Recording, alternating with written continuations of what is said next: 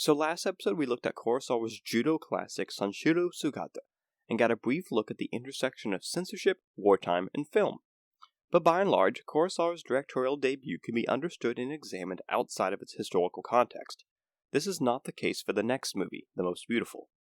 Whereas Sanshiro Sugata was just slightly altered by the raging inferno that was wartime Japan, The Most Beautiful was molded by it, creating an experience that can only best be described by one word: propaganda.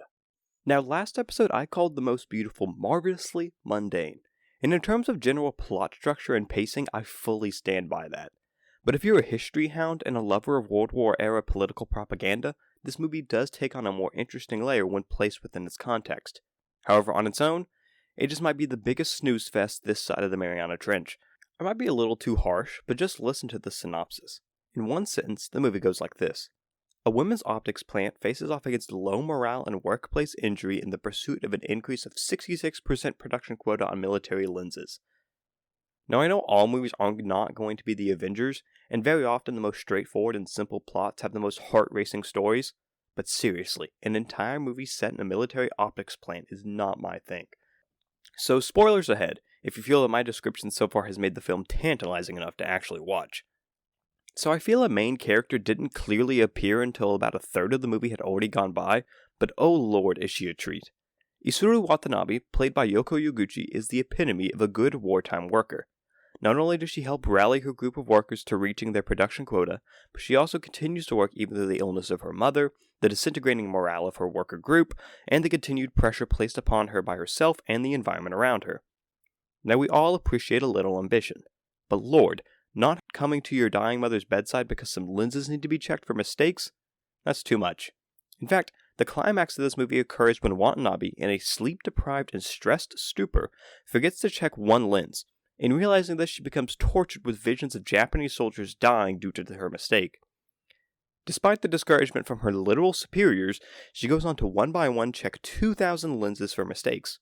This, my friends, is the peak of excitement of this movie, all glorifyingly told in a heart-wrenching montage.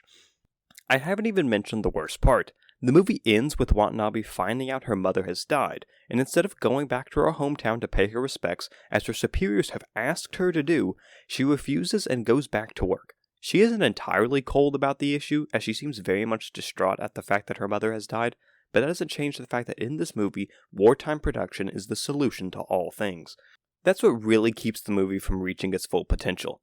To give credit where credit is due, The Most Beautiful really brings up real and touching issues about the lives of these workers.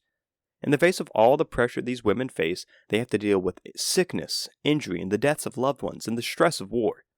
The movie does not shy away from addressing this, but every single time, a stronger working ethic is seen as the answer.